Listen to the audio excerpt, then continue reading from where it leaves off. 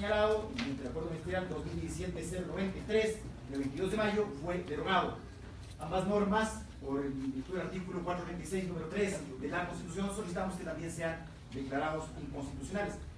Además, solicitamos que, como el efecto de las normas demandadas ya se dio en abril del año pasado, se dé efecto retroactivo a la sentencia de inconstitucionalidad conforme los artículos 5, 95, inciso primero, y 96, inciso cuarto de la Ley de Garantías Jurisdiccionales. De mismo modo, sus señorías, el día 22 de febrero de este año se presentó una petición de medidas cautelares si es que esta Corte no dictaría la sentencia, que creo, por supuesto, no consentido que aquello ocurra, se hace necesaria la dictación de medidas cautelares para que en abril de este año no se vuelva a ocasionar daño, perjuicio y se vuelvan a afectar los derechos fundamentales en juego. Esta ley y estas normas atentan contra la intangibilidad de los derechos de los trabajadores, como se consagra en el artículo 326, número 3 de la número 2 de la Constitución, que es parte de la inalienabilidad de los derechos fundamentales que se consagra en general en el artículo 11, número 6 de la Constitución. Si la Constitución, en su artículo 328, inciso 6, ya impone un límite al derecho a percibir utilidades, prohibiéndola en las empresas en las cuales el Estado tiene participación mayoritaria, y establece y autoriza solo que en el caso de las empresas que explotan recursos naturales no renovables se pueda mediante ley limitar el derecho a utilidades, no se puede ampliar la limitación mediante ley. Esta Corte Constitucional, en el fallo 093-14-CC, indicó que la intangibilidad de los derechos laborales son un derecho fundamental. Y esa intangibilidad, como dice Julio César Trujillo, no permite que leyes posteriores desmejoren los derechos, las prestaciones establecidas en leyes previas. Imponer esa clase de restricciones es ilícito.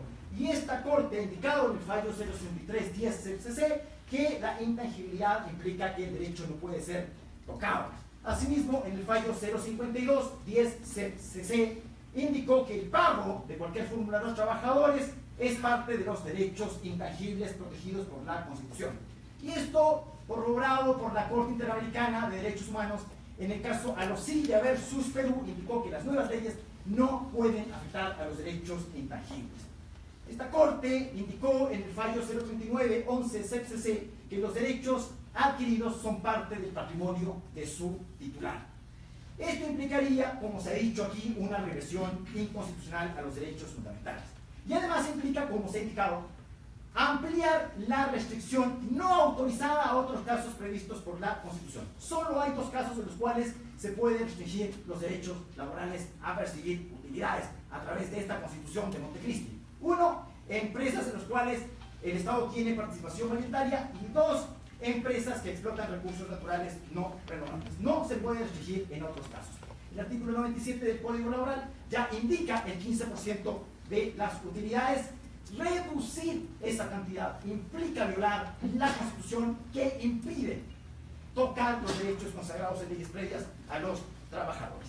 Esta Corte ya lo dijo claramente en su fallo 003-09-SAN-CC, que no solo que los derechos de los trabajadores a percibir utilidades es un derecho fundamental, sino que indicó que ese derecho ya está restringido en la Constitución y solo puede restringirse en la propia Constitución. Estas normas impugnadas entonces no regulan los derechos de los trabajadores, sino que los hacen retroceder y violan el contenido esencial del derecho a percibir utilidades. Estas restricciones, que son restricciones directamente constitucionales, no pueden ser ampliadas en virtud de la ley. Por eso es que tenemos leyes como la Ley de Minería y la Ley de Hidrocarburos, que restringen el derecho de los trabajadores de empresas que explotan recursos naturales no renovables a percibir las utilidades, pero eso se da por la restricción directamente constitucional. Esta Corte indicó en su fallo 02906-TC, a pesar de la definición TC, es una sentencia dictada por esta Corte Constitucional en abril de 2010, indicó que la participación de los trabajadores en utilidades es una forma de redistribuir la riqueza, que es una obligación constitucional. Ahora, se viola el derecho a la propiedad de los titulares de este derecho adquirido a percibir utilidades. Se confisca el excedente si es que un trabajador percibe más de 9.200 y pico de dólares por utilidades, el excedente va al sistema de seguridad social. Se priva del dominio de ese dinero a los trabajadores. Esta Corte indicó en el fallo 039-11-CC que esos derechos adquiridos forman parte del patrimonio del titular.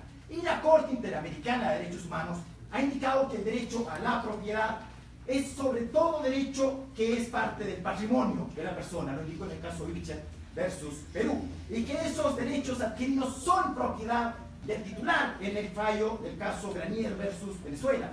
Y esto incluye expresamente a los derechos adquiridos que provienen del trabajo, como dijo la Corte Interamericana en el caso 5, pensionistas versus Perú. Los trabajadores son propietarios de sus utilidades y estas no pueden ser confiscadas sin violar el artículo 323 de la Constitución.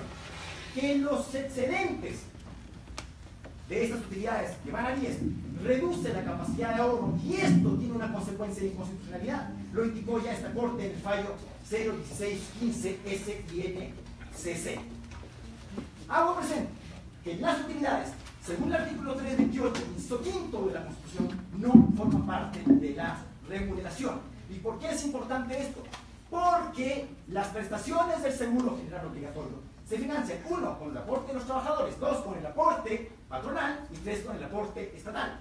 Y el aporte de los trabajadores, según el artículo 102 del Código Laboral, solo se da en virtud de la remuneración y no lo que está fuera de la remuneración.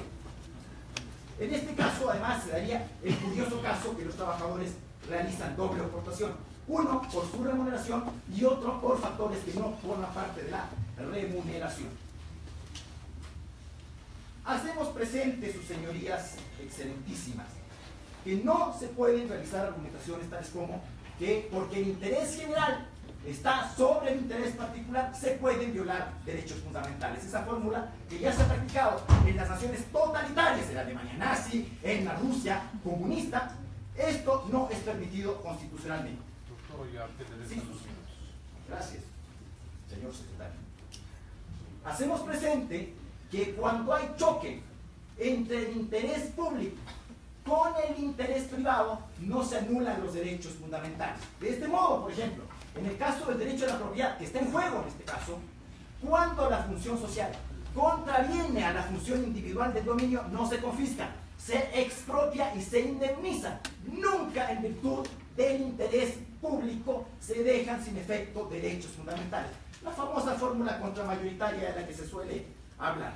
Y por último, hacemos presente que las empresas que prestan el servicio de telecomunicaciones no utilizan, peor aún explotan, recursos naturales no renovables.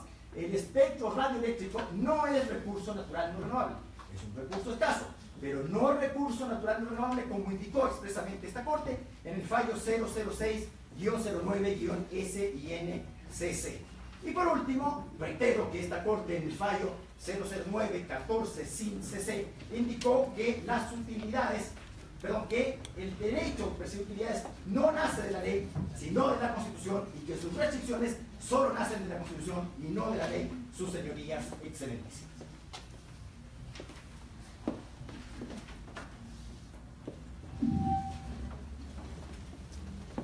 Gracias, doctor. Pueden hacer uso de la palabra.